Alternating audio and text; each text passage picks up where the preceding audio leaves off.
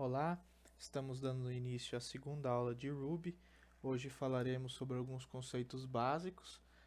Vamos passar por tipos de dados, operadores matemáticos e comandos de entrada e saída, certo? Então, partindo do início, os tipos de dados.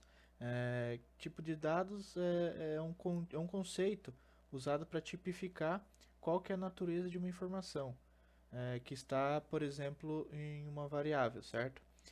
Ela pode ser uma string, que é um conjunto de caracteres, pode ser um número inteiro, pode ser um número não inteiro, também pode ser um booleano, certo? Então é preciso definir qual que é o tipo de dado para que se possa trabalhar sobre eles, para que não haja erros, né?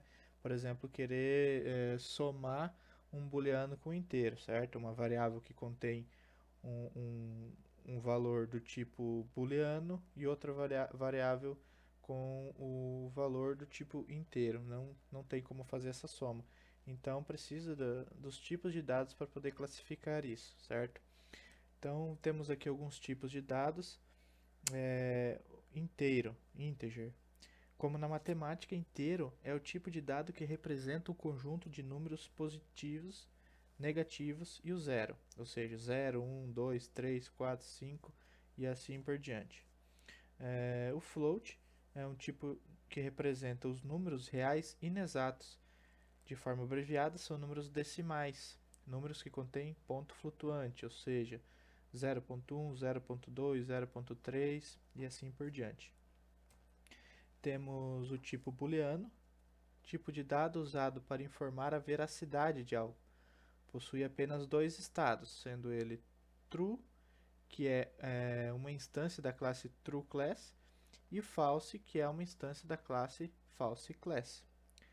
Temos string, que é um tipo que representa um texto, um conjunto de letras, símbolos ou números. Pode ser definido de várias formas, porém as mais comuns são as de aspas simples ou duplas. Temos array, que é um tipo que nos permite armazenar uma lista ordenada de dados em um único objeto. Para definir um array, você precisa utilizar colchetes. Mais para frente a gente vai ver alguns exemplos desses tipos de dados. O símbolo. Símbolo é um tipo de dado semelhante a string, com a diferença que ele é um objeto imutável. Duas strings idênticas podem ser objetos diferentes, mas um símbolo é apenas um objeto, ocupando sempre o mesmo espaço na memória. Um símbolo sempre é definido começando com dois pontos, seguido de seu nome, certo? Temos o tipo hash também, que é um tipo que representa uma coleção de dados organizados por chaves únicas e seus respectivos valores, enquanto arrays são definidos com colchetes, hashes são definidos com chaves, certo? Então temos aqui que também o Ruby ele é uma linguagem de programação que possui tipagem dinâmica. O que é isso? Tá certo? No Ruby não é preciso definir o tipo de dado antes de atribuir um valor a uma variável, certo? Não, então, na hora de você criar a variável, você não precisa definir qual tipo ela é. Esse tipo ele é aferido automaticamente, certo? Vamos ver alguns exemplos, mas para isso vamos lá para o Eclipse. Certo, já com o Eclipse aberto, vamos fazer alguns testes com variáveis. Lembrando que o Ruby tem tipagem dinâmica, então não preciso definir o tipo da variável, né? Então vamos criar uma variável aqui.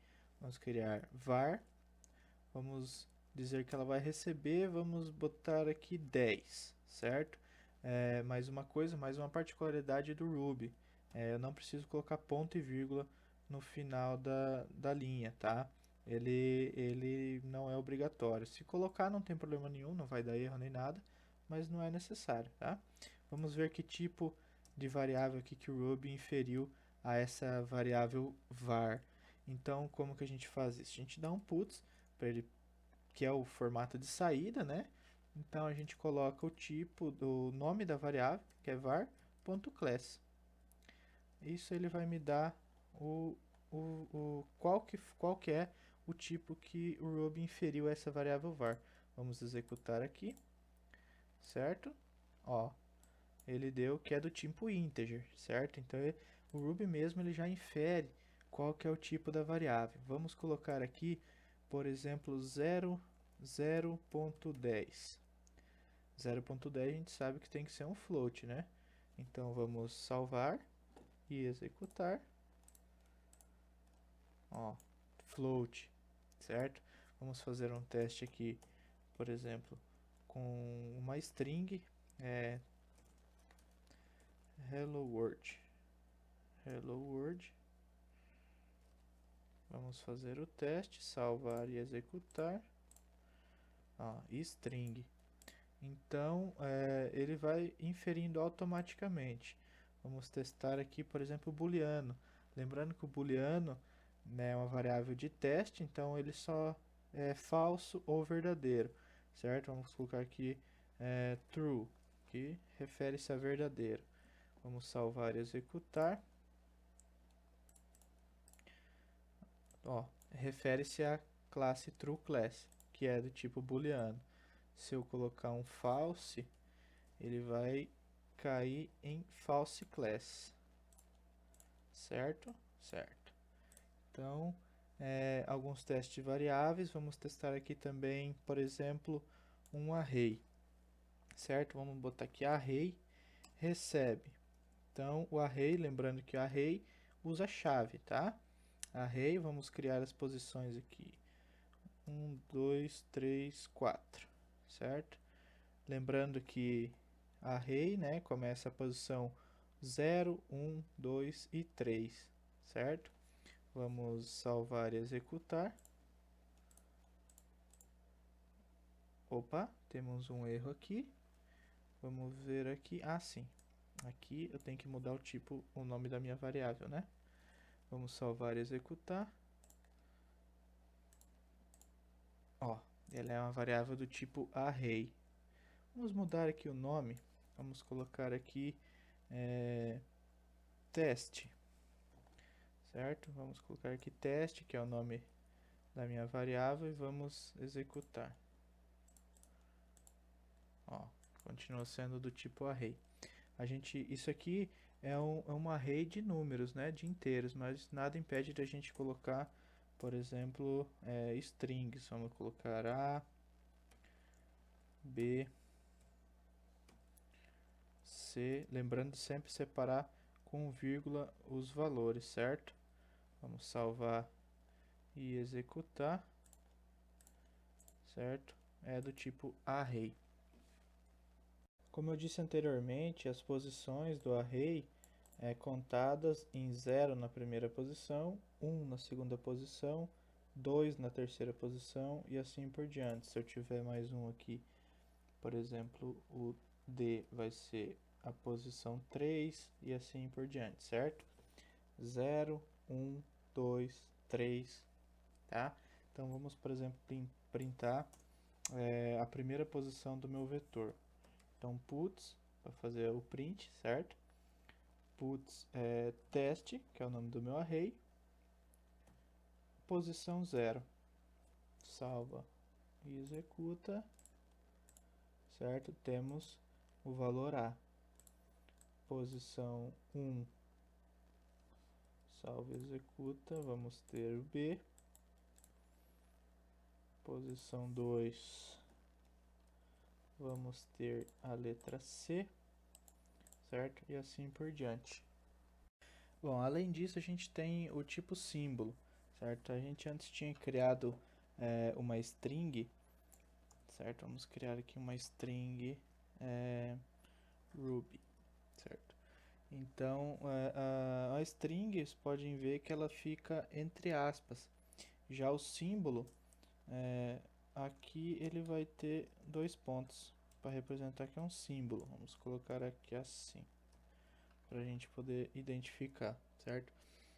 Com o símbolo, normalmente você não tem o objetivo de manipular dados, por exemplo, manipular cada letra dele, por exemplo, ou qualquer coisa assim. Normalmente é usado para representar alguma coisa, tá? Vamos ver aqui que tipo que é essa variável. Vamos ver aqui. Então, puts test.class. Vamos salvar e executar. Ó, ele dá que é do tipo symbol, certo? A gente pode também, vamos voltar aqui ao exemplo do slide, para a gente relembrar como se define um symbol, tá? Símbolo é um tipo de dado semelhante a string, certo? Semelhante a string, com a diferença de que ele é um objeto imutável, ou seja, ele não muda, tá? Duas strings idênticas podem ser objetos diferentes, mas um símbolo é apenas um objeto, ocupando sempre o mesmo espaço na memória. Um símbolo sempre é definido começando com 2 pontos seguidos de seu nome. Ou seja, se ele tiver o mesmo valor, o símbolo vai ocupar o mesmo espaço na memória. Eu posso ter aqui, vamos ver aqui o endereço de memória dessa variável teste. Eu posso localizar o endereço na memória usando object id. Vamos salvar e executar. Certo? Ele me dá o endereço de memória, tá? Da mesma forma, eu posso ter aqui uma variável, vamos dizer test2, vamos dizer que ela vai ser um symbol com o mesmo valor, tá? Ruby symbol, tá? Tem o mesmo valor. Se eu colocar aqui puts test2 ponto object id, tá? Vamos salvar e executar. Ela vai dar o mesmo endereço, tá? Todos esses caras ficam armazenados na memória, né? Ficam armazenados na memória do nosso computador. E a gente pode saber qual que é esse endereço dele chamando o object id, tá? Então temos duas variáveis do tipo símbolo que contêm o mesmo conteúdo, portanto estão no mesmo endereço de memória, tá?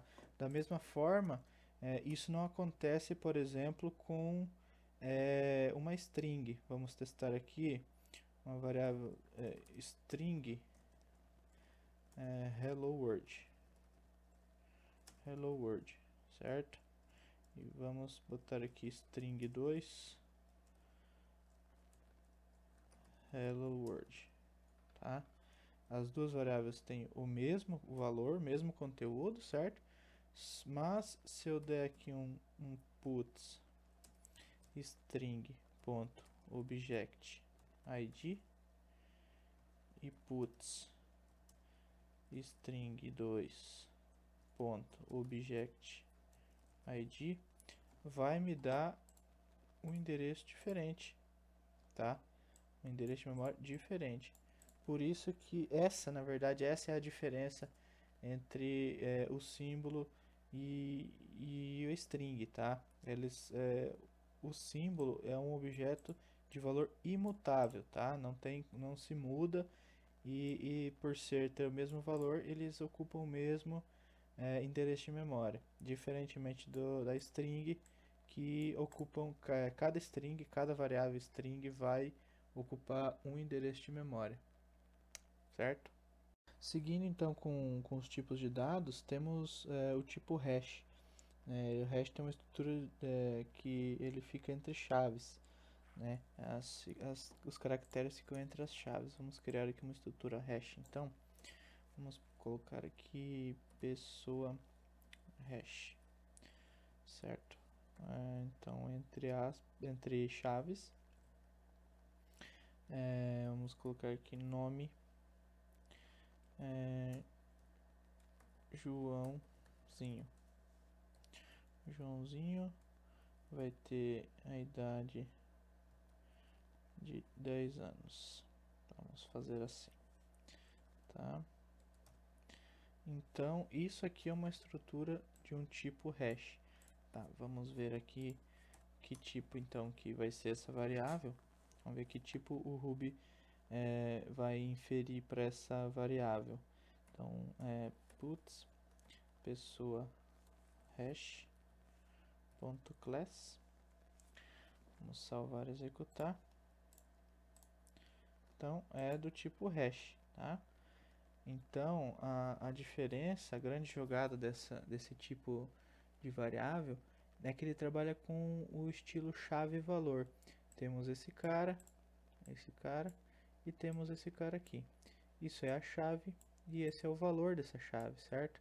Então, isso permite com que a gente possa fazer uma pesquisa, por exemplo, assim, puts, vamos dizer assim, pessoa, hash, vamos fazer uma pesquisa pelo nome, vamos ver aqui, vamos colocar dois pontos, que no caso ele é um símbolo, né? Então, nome, vamos salvar e executar. Ó, Joãozinho, certo? Vamos colocar aqui a idade.